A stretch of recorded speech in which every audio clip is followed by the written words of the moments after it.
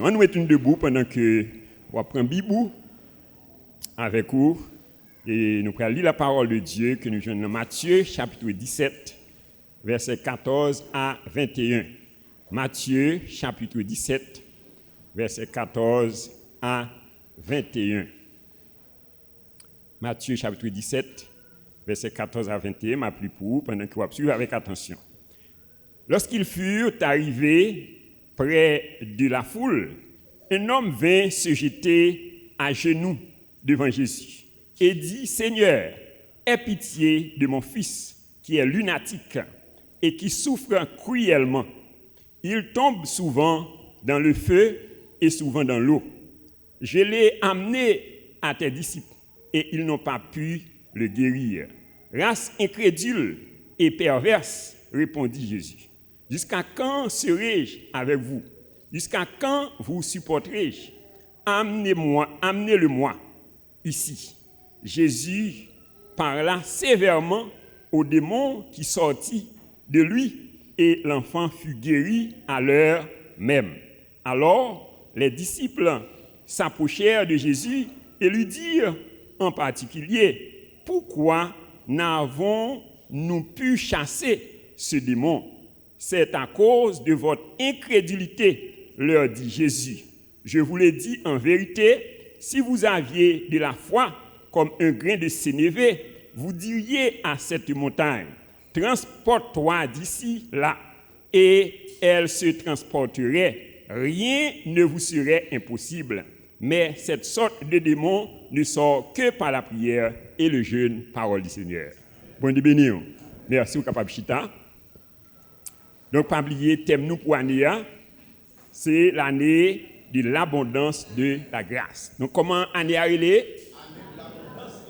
Année de l'abondance de la grâce. Romains 5, verset 17. Si par l'offense d'un seul, la mort a régné par lui seul, à combien plus forte raison ceux qui reçoivent l'abondance de la grâce et le don de la justice régneront-ils dans la vie par Jésus-Christ, lui seul?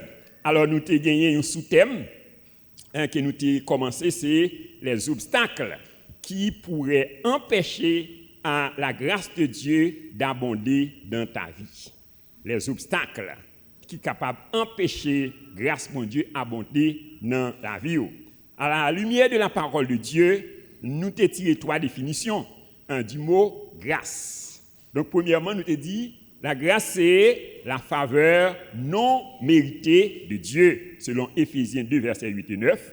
Deuxièmement, la grâce, c'est la 6e parmi les 7 dispensations de la Bible, selon Éphésiens 3, versets 1 et 2. Et troisièmement, la grâce, c'est une capacité surnaturelle que bon Dieu a accordée à chaque petit client pour être capable d'accomplir la mission sous terre, selon 2 Corinthiens 6, verset 1er. Donc, nous avons déjà développé 2 obstacles qui sont capables d'empêcher la grâce de Dieu abonder dans la vie. Donc, premier obstacle là, c'était le principe du mérite ou des œuvres. Deuxièmement, c'est l'esprit de cupidité. Et troisième obstacle que nous allons développer maintenant, c'est le doute ou l'incrédulité. On nous dit le doute ou l'incrédulité. Dans Marc chapitre 11, verset 23, il dit, « Je vous le dis en vérité, si quelqu'un dit à cette montagne, ôte-toi de là et jette-toi dans la mer, s'il ne doute point en son cœur, mais quoi que ce qu'il dit arrive, il le verra s'accomplir. » Et dans Jacques chapitre 1er, verset 5, il dit, « Si quelqu'un manque de sagesse, qu'il la demande à Dieu, qui donne à tous simplement et sans reproche, et elle lui sera accordée. Mais il faut qu'il la demande avec foi, sans douter. » Ouais, il dit, s'il doute, il est semblable à un flot de la mer, agité par le vent et qui monte et descend. Il dit qu'un tel homme ne s'imagine pas qu'il recevra quelque chose du Seigneur. C'est un homme irrésolu, inconstant dans toutes ses voies.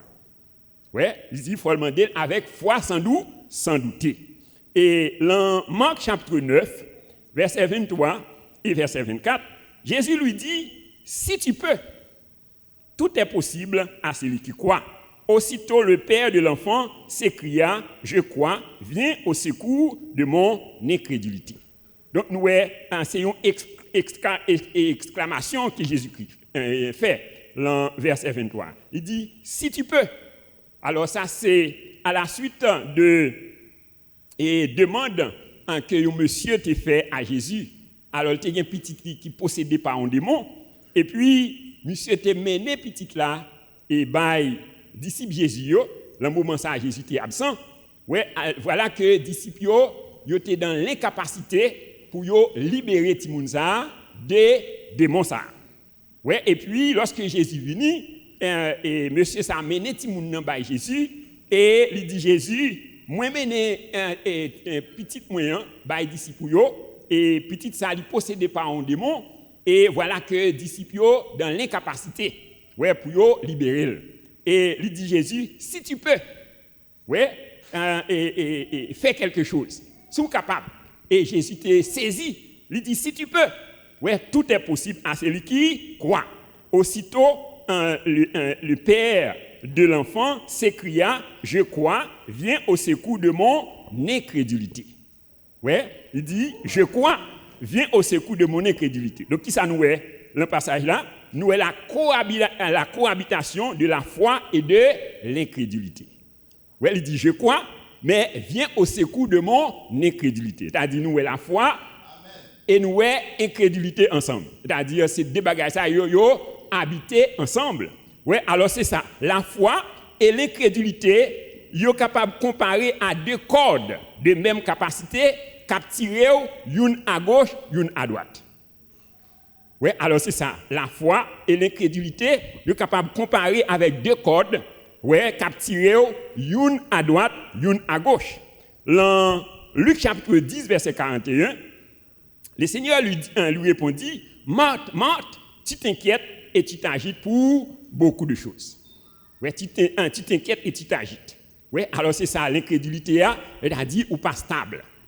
Ou agité, c'est-à-dire foi ou pas stable. Ou pas chita son base solide.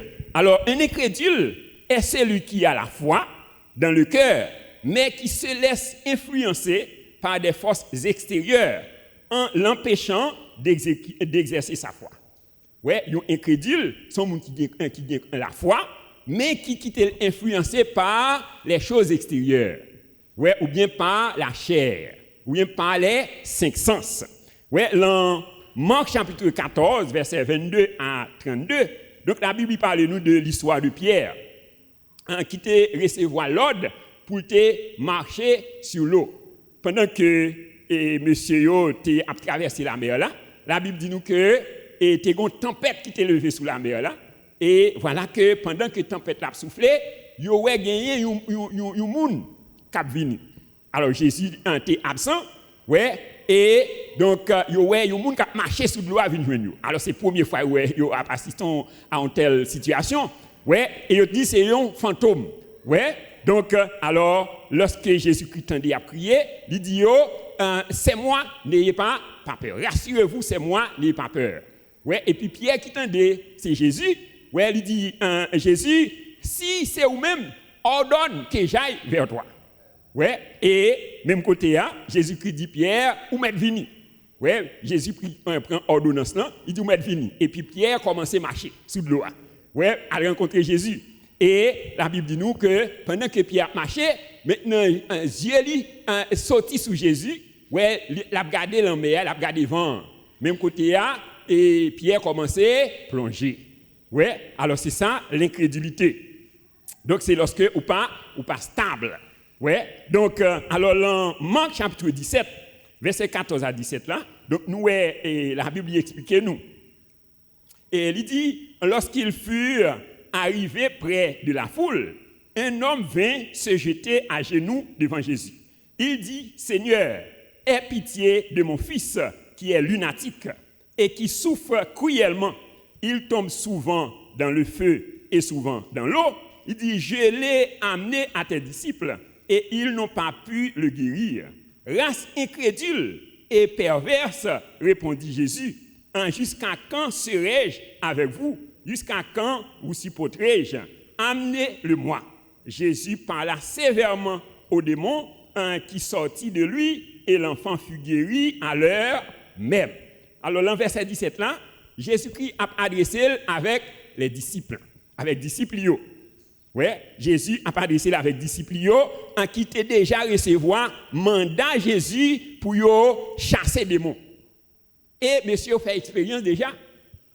Il fait expérience, c'est-à-dire chasser des démons déjà, il guéri malade déjà.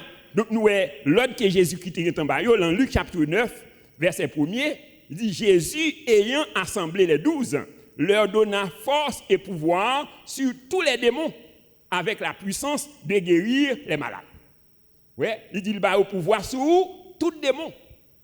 Ouais, et dans Marc chapitre 6 verset 13, il dit il chassait beaucoup de démons et il oignait d'huile beaucoup de malades et les guérissait. Ça c'est disciple. Ouais, et il a fait expérience, mais voilà que il arrivé dans la situation ça il échoué. Ouais, alors c'est ça et la foi liée à Dieu et à sa parole. Oui, la foi liée à Dieu et à sa parole. Dans Romains 10, verset 17, il dit la foi vient de ce qu'on entend et ce qu'on entend vient de la parole de Christ. Et dans Jean 1er, verset 1 à 3, il dit au commencement était la parole. Et la parole était avec Dieu et la parole était Dieu. Tout ce qui a été fait par la parole. Et rien de ce qui n'a été fait sans la parole. Oui, alors la foi liée à qui ça? À Dieu et à sa parole. Alors que l'incrédulité est liée à trois choses. Il y a trois bagailles qui sont liées avec l'incrédulité. Donc, premier bagaille là, c'est une mauvaise doctrine. Ouais, une mauvaise doctrine. Deuxièmement, la chair ou les cinq sens. Troisièmement, c'est l'ignorance. D'où il y a trois types d'incrédulité. Donc, combien de types d'incrédulité qu'il y a? Trois types. Premièrement, c'est l'incrédulité liée à une mauvaise doctrine. Ouais, c'est l'incrédulité liée à une mauvaise doctrine. Nous, la Bible explique nous l'histoire des pharisiens. Dans Matthieu chapitre 12, verset 34 à 35, il dit, Jésus-Christ dit, race de vipères, comment pourriez-vous dire de bonnes choses, méchants comme vous l'êtes, quand c'est de l'abondance du cœur que la bouche parle? L'homme bon tire de bonnes choses de son bon trésor, et l'homme méchant tire de mauvaises choses de son mauvais trésor. Ouais, il dit race de vipères, c'est-à-dire race de menteurs. Ouais, donc il dit comment nous sommes capables de dire de bonnes choses, ouais, méchants comme vous l'êtes. Il dit quand c'est de l'abondance du cœur que la bouche parle. Alors, problème pharisien, c'est que ils étaient remplis avec fausse doctrine. Ouais, c'est-à-dire ils étaient venus dans l'incapacité pour recevoir la saine doctrine. Ouais, donc alors c'est premier et source de l'incrédulité, donc c'est lorsque vous êtes dans une mauvaise doctrine. Mais c'est-à-dire que vous êtes rempli avec fatra. Ouais, et comme si son verre qui était rempli avec d'eau sale. Ouais, maintenant on pas qu'à recevoir et de l'eau saine. Bon devenir? Ouais, et moi déclarer toute l'eau sale qui était dans la vie, moi purifier au nom de Jésus. On dit merci Seigneur. Ouais, alors c'est ça apôtre Paul lui demandait chrétiens romains pour renouveler l'intelligence. Ouais, Romains 12 verset 2, il dit ne vous conformez pas au siècle présent, mais soyez transformés par le renouvellement de l'intelligence afin que vous discerniez quelle est la volonté de Dieu, ce qui est bon, agréable et parfait. Ouais, tu as dit faut intelligence renouveler. Et c'est l'exhortation que apôtre Paul fait à Timothée. Dans 2 Timothée 4, verset 1 à 4, il dit je t'en conjure devant Dieu et devant Jésus-Christ qui doit juger les vivants et les morts. Et au nom de son avènement et de son royaume, il dit prêche la parole. Insiste en toute occasion, favorable ou non, car il viendra un temps où les hommes ne supporteront pas la saine doctrine, mais ayant la démangeaison d'entendre des choses agréables. Ouais, ils se donneront une foule de docteurs selon leurs propres désirs. Ouais, donc c'est ça. Donc lorsque vous êtes rempli avec des mauvaises choses, des mauvais enseignements, eh bien, il est difficile pour recevoir donc la saine doctrine. Bon, béni. Ouais, alors nous et attitude les chrétiens de Béret. Dans Actes chapitre 17, verset 11, il dit les chrétiens de Béret, ils ont gagné une attitude plus noble que les Thessaloniciens. Ouais, il dit ils reçoivent la parole avec empressement et ils examinaient chaque jour les Écritures pour savoir si ce qu'ils recevaient est selon la saine doctrine. Ouais, ils examinaient chaque jour la parole pour yo et est-ce que ça entendait li bon. Bon de béni. Ouais, alors que Saint-Esprit et de que chacun de nous pour nous capable bien attitude des Béréens. Bon de béni. Ouais, qui ça Béréen au fait, yo recevoir parole là avec empressement, après ça y a examiner. Bon de béni. Ouais, yo examiner pour yo ça entendait est-ce que li bon. Ouais, alors c'est premier type d'incrédulité, c'est l'incrédulité liée à une fausse doctrine. Deuxième type d'incrédulité, c'est l'incrédulité liée à la chair ou aux cinq sens. Ouais, l'incrédulité liée à la chair ou aux cinq sens. Dans 1 Corinthiens 2, verset 14 à 16, il dit « Mais l'homme naturel n'accepte pas les choses de l'Esprit de Dieu. C'est une folie pour lui, car il ne peut les connaître, car c'est spirituellement qu'on en juge. » Et il dit « L'homme spirituel juge de tout. » Et il n'est lui-même jugé par personne. Il dit, qui a connu la pensée du Seigneur? Mais nous avons la pensée de Christ. Ouais, l'homme naturel. Il ne peut pas comprendre les choses de Dieu. C'est-à-dire, quel que soit le niveau de connaissance intellectuelle, quel que soit diplôme qu'il ait gagné, doctorat qu'il ait gagné, eh bien, il dit, donc les choses spirituelles, c'est une folie pour lui. Bon, bienvenue. Ouais, il ne peut pas comprendre les choses de Dieu. Ouais, alors, et nous, en Matthieu chapitre 17, verset 14 à 20, donc c'est ça qui passait avec les disciples. Ouais, donc lorsque ils ont recevoir mandat en Jésus, et ils ont fait un peu l'expérience, mais là, ils sont arrivés dans une situation, côté, lorsque papa s'est amené Timoun Bayo, et pour libérer Timoun de un esprit malcadi. Ouais, c'est-à-dire, les esprits ça prend, ouais, il la gueule dans du feu. Ouais, et c'est-à-dire, il y a une situation côté qui est étrange pour eux. Ouais, c'est-à-dire, maintenant, ils sont influencés par la chair. Ouais, ça ouais, par la vue. Et puis, donc c'est ça qui fait échouer. Ouais, parce que ils ne pas chita sous la parole. Ouais, ils ne pas chita sous l'enseignement Jésus-Christ, mais le fait que ouais, Timoun a agité, ouais, maintenant, ils ont échoué. Ouais, ils ont échoué parce que, donc, ils ont quitté, ils ont influencé par la chair. Ouais, alors dans 2 Corinthiens chapitre 10, verset 3 à 5, il dit, si nous marchons dans la chair, nous ne combattons pas selon la chair. Car les armes avec lesquelles nous combattons ne sont pas charnelles, mais elles sont puissantes par la vertu de Dieu pour renverser les forteresses. Nous renversons les raisonnements et toute pensée, toute hauteur qui s'élève contre la connaissance de Christ. Vous êtes béni? Oui, c'est-à-dire, nous ne pouvons pas quitter nous influencés par la chair. Oui, donc nous ne pouvons pas quitter nous influencés par la chair. Dans Romains 8, verset 12 à 14, ouais, il dit ainsi donc, mes frères, nous sommes plus redevables à la chair pour vivre selon la chair. Ouais, nous sommes plus redevables, c'est-à-dire nous n'avons aucune redevance à la chair pour nous vivre selon la chair. Ouais, il dit si nous vivons par la chair, nous mourrons. Mais si par l'esprit, nous faisons disparaître les actions du corps, nous vivons. Il dit car ce sont ceux qui sont conduits par l'esprit de Dieu qui sont fils de Dieu. Bon et béni. Ouais, c'est ceux qui sont conduits par l'Esprit de Dieu qui sont fils de Dieu. Ouais, et dans 2 Corinthiens, chapitre 5, verset 7, il dit nous marchons non par la vue, mais par la foi. Bon de béni. Comment on a marché?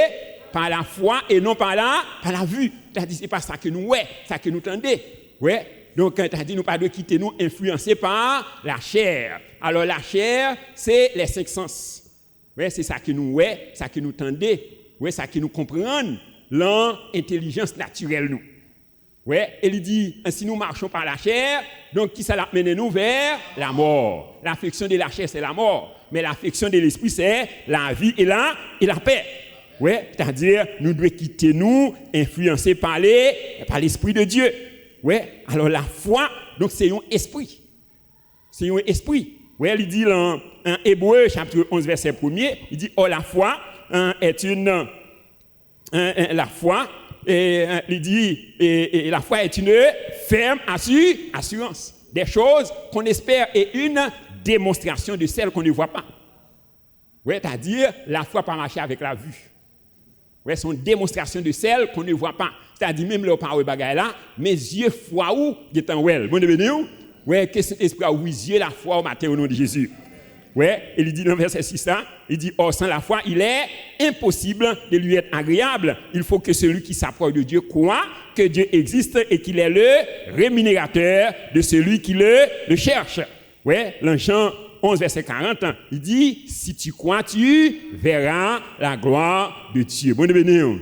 Dis-moi beaucoup tout là, est-ce que vous croyez? Si vous croyez, vous après la gloire de Dieu. Ouais, il dit, si tu crois, tu verras.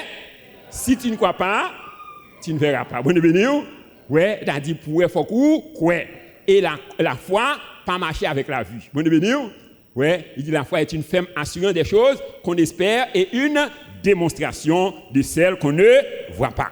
Et troisième type d'incrédulité, c'est l'incrédulité liée à l'ignorance.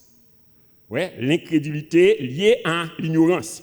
Ouais, dans Osée 4, verset 6, il dit, mon peuple meurt faute de connaissance. Ouais, mon peuple meurt faute de connaissance.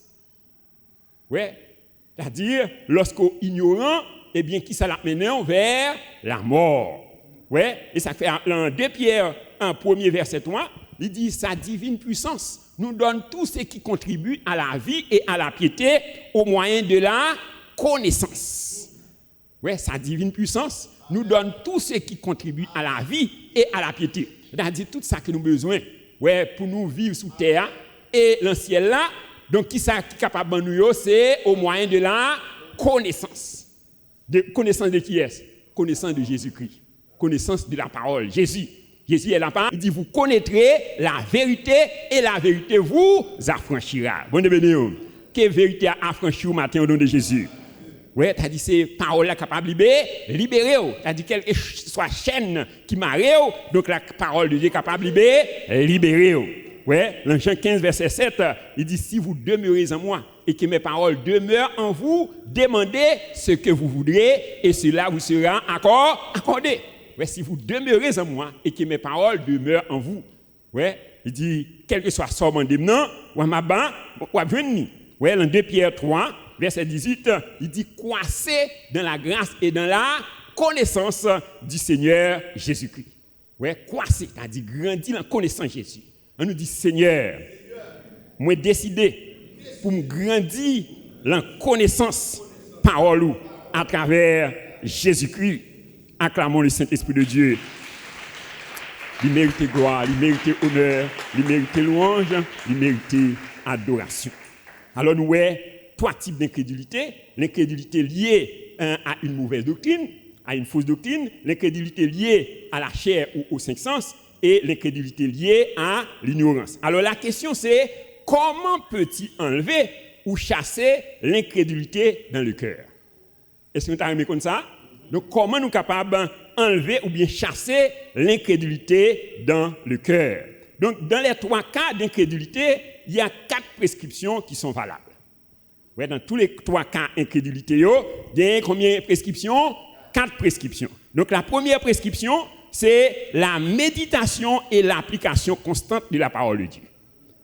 Ouais, la méditation et l'application constante de la parole de Dieu. Et ces recommandations que bon Dieu t'a fait à Josué. Ouais, face avec responsabilité que Josué t'a gagné pour te conduire peuple là en Canaan, eh bien, bon Dieu t'a dit dans Josué 1er verset 8 que celui de la loi ne s'éloigne point de ta bouche. Médite-le jour et nuit pour agir fidèlement selon tout ce qui est écrit. C'est alors que tu auras du succès dans tes entreprises. C'est alors que tu réussiras. Bonne bénédiction. Donc, qui elle doit méditer parole là? Jour et nuit. Ouais, jour et nuit. Ouais, c'est-à-dire, laisse ça bon, laisse ça pas bon. Dans quelle que soit la situation, eh bien, on doit méditer la parole de Dieu pour agir fidèlement selon tout ce qui est écrit. C'est alors que tu auras du succès dans tes entreprises. C'est alors que tu réussiras. Dans le psaume 119, verset 11, un psalmiste dit, je serre ta parole dans mon cœur afin de ne pas pécher contre toi. Vous devez bénir, qui côté ces paroles là? Dans quel livre? Donc c'est pas dans la Bible là. C'est-à-dire, donc il faut transférer parole là de Bible là à cœur. Vous devez bénir. Ouais. Donc il dit, moi serrer parole là dans le cœur. Ouais, il y a des gens, donc c'est Bible là, vous connaissez depuis dimanche là, ils viennent là et ils mettent là. Ouais, et puis dimanche encore, ils ciel et puis ils viennent. Vous devez bénir. Ouais, mais il dit, donc il faut nous transférer parole là de Bible à cœur. Je serre ta parole dans mon cœur. Bon de bénir. Ouais, et dans verset 18 là, il dit, ouvre mes yeux pour que je contemple les merveilles de ta loi. Ouais, ouvre mes yeux pour que je contemple les merveilles de ta loi. Et dans verset 105, il dit, ta parole est une lampe à mes pieds et une lumière sur mon sentier. Et dans verset 130, il dit, la révélation de ta parole est claire. Elle donne de l'intelligence aux simples. Bonne bénédiction. Dit, Seigneur, que parole ou éclairée au nom de Jésus. Moi, refuser marcher dans les ténèbres. Moi, prends résolution pour marcher dans la lumière de ta parole au nom de Jésus. Acclamons le Saint-Esprit de Dieu. Il mérite gloire, honneur, louange, adoration. Apôtre Jacques, il enseigne nous, il dit, mettez en pratique la parole et ne vous bornez pas à l'écouter en vous trompant vous-même par de faux raisonnements. Ouais, il dit, mettez en pratique la parole. Donc, nous, le verbe mettre est à l'impératif, c'est-à-dire c'est une recommandation. Ouais, mettez en pratique la parole et ne vous bornez pas à l'écouter en vous trompant vous-même par de faux raisonnements. Ouais, et dans 1 Pierre 1er, verset 23, il dit, puisque vous avez été régénérés, non pas une sémence corruptible, mais par une sémence incorruptible, par la parole vivante et permanente de Christ. Donc, vous avez été régénérés, c'est-à-dire changer de gène, ouais, changer d'attitude, changer de comportement. Alors, c'est sa capacité, parole-là, ouais, il y a une capacité pour changer mentalité, pour changer conception, pour changer gène. Ouais, c'est-à-dire toute gêne parentale, ouais, toute gêne d'ignorance, ouais, une parole là capable de régénérer. Et dans 2 Pierre 3, versets 16 et 17, nous avons une recommandation que Paul a fait avec Timothée. Il dit, toute écriture est inspirée de Dieu et utile pour enseigner, pour convaincre, pour corriger, pour instruire dans la justice, afin que l'homme de Dieu soit accompli et propre à toute bonne œuvre. Bon de bénir? Oui, est-ce que tu as un monde accompli? Amen. Eh bien, on doit demeurer dans la parole. Alors, parole a une capacité pour le corriger, ouais, pour le transformer, pour le régénérer, pour le restaurer. Ouais, dans Jean 15, verset 3, il dit, vous êtes purs à cause de la parole. Que parole, mon Dieu, purifie au matin au nom de Jésus. Alors, deuxième prescription, hein? Donc, c'est la proclamation de la parole de Dieu dans ta situation. Oui, la proclamation de la parole de Dieu dans ta situation. C'est-à-dire, dans la situation qu'on y a, il faut proclamer la parole de Dieu sur lui. Bon, de venir? Oui, dans Matthieu 12, verset 37, il dit, par tes paroles, tu seras condamné, et par tes paroles, tu seras justifié. Oui, parole capable de condamner, parole capable de justifier. Dans Ésaïe 43, verset 26, il dit, réveille ma mémoire. Ouais, parle toi-même pour te justifier.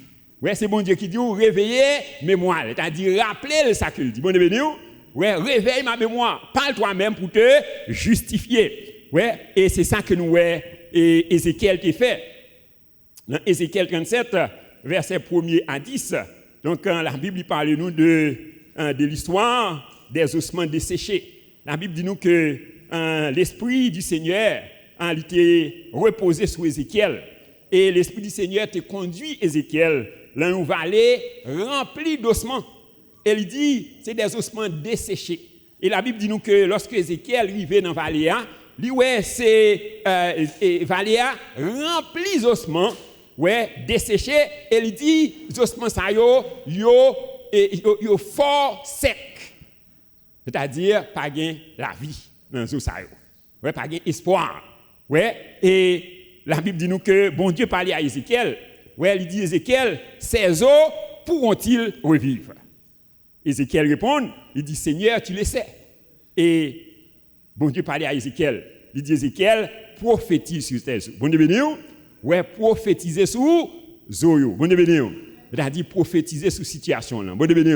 Ouais, la situation qu'on y a, vous devez prophétiser sur lui. Ouais, maladie qu'on gagne, on besoin prophétiser sur lui. Bon Dieu béni.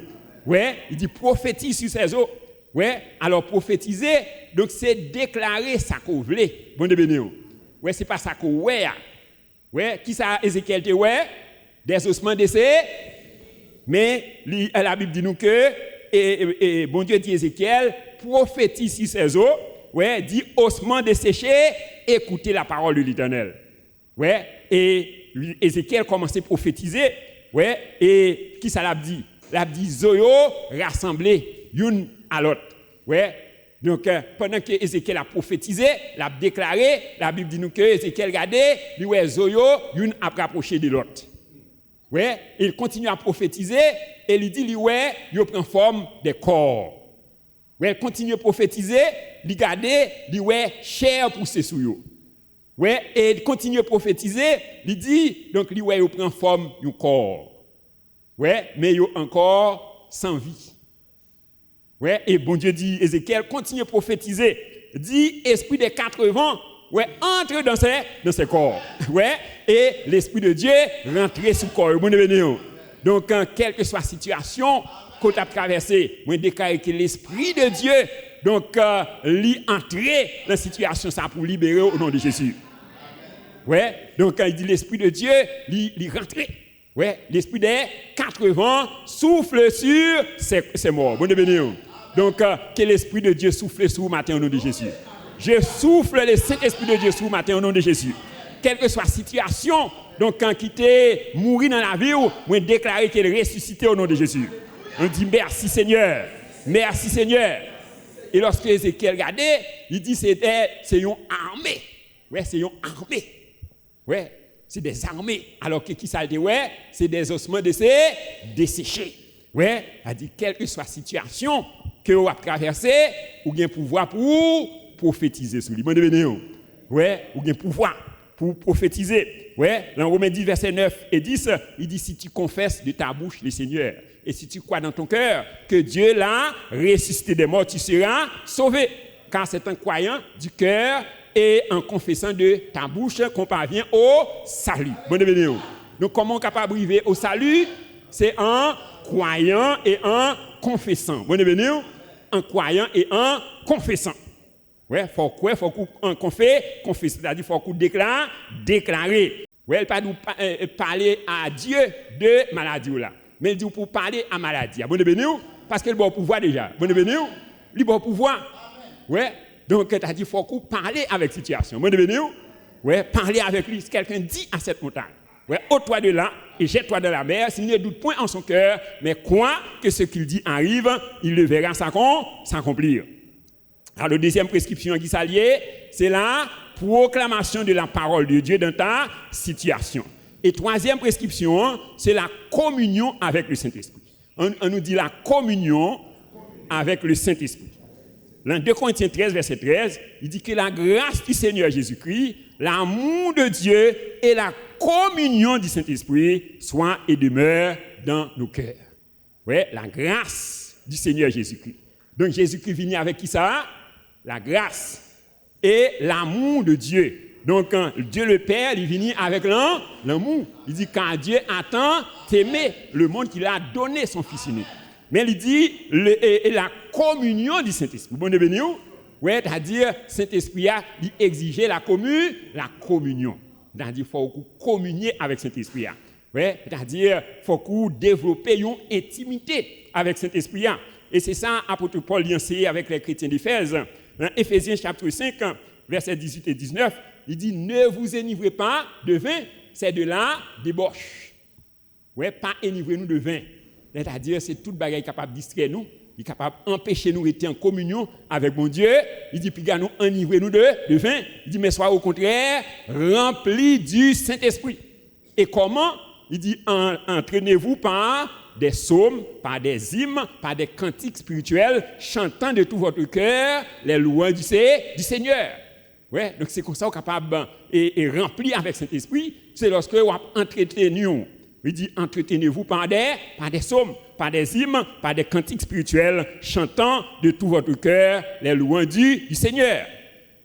Donc, c'est-à-dire, ou déjà, que cet esprit a ou déjà. Bon, mais il faut qu'on entretenir.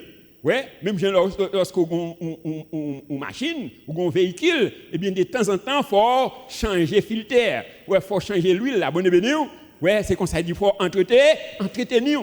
Ouais, donc, dans Ésaïe 11, verset 2, ouais, il dit l'esprit de l'Éternel reposera sur lui. L'esprit de sagesse, d'intelligence, l'esprit de conseil, de force, l'esprit de connaissance et de crainte de l'Éternel. Ouais, et c'est ça qui te permet que Jésus-Christ, il était excellent dans le ministère. Dans Luc 4, versets 18 et 19, il dit l'Esprit du Seigneur est sur moi, car il m'a oint pour apporter une bonne nouvelle aux malheureux. Il m'a envoyé pour guérir ceux qui ont le cœur brisé, pour proclamer aux captifs la délivrance et aux aveugles le recouvrement de la vue, pour renvoyer libres les opprimés et pour proclamer une année de grâce du Seigneur. C'est-à-dire, nous avons besoin d'entretenir une communion, une intimité avec le Saint-Esprit. Et quatrième prescription, c'est la prière par l'Esprit. On nous dit la prière par l'Esprit. Dans Éphésiens 6, verset 18, il dit « Faites en tout temps par l'Esprit toutes sortes de prières et de supplications. Veillez à cela avec une entière persévérance. » Il dit « Faites en tout temps ». C'est-à-dire c'est une recommandation. Ouais, le verbe « faire » est à l'impératif. Ouais, faites en tout temps par l'Esprit toutes sortes de prières et de supplications. Alors, prier par l'Esprit, capable de gagner deux significations. Premièrement, c'est suivre les directives du Saint-Esprit dans la prière. Suivre les directives du Saint-Esprit dans la prière. Donc, dans Luc 4, verset 1er, la Bible dit nous que Jésus-Christ, rempli du Saint-Esprit, fut conduit dans le désert où il passa 40 jours dans le jeûne. Ouais, Jésus, rempli du Saint-Esprit, fut conduit dans le désert. C'est-à-dire, ouais, Saint-Esprit a conduit Jésus. Ouais. Donc, pour te passer temps dans la prière. Ouais. Alors, c'est ça que fait, nous besoin quitter nous, conduit par le Saint-Esprit. Romains 8, verset 14, il dit, ce sont ceux qui sont conduits par l'Esprit de Dieu qui sont fils de Dieu.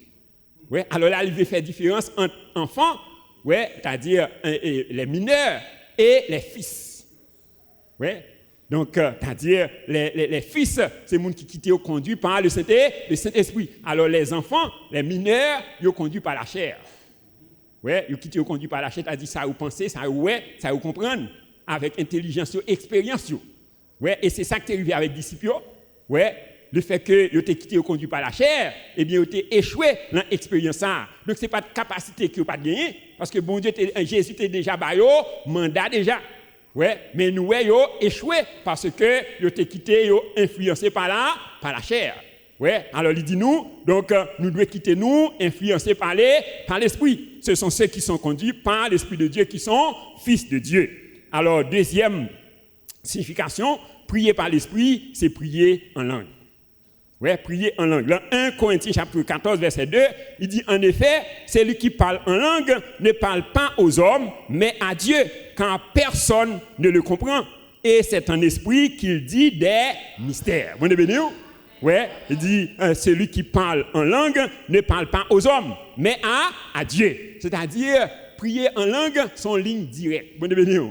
Ouais, son ligne directe. C'est-à-dire, vous n'avez pas besoin, vous n'avez pas passer par, vous aller directement. Vous avez bien?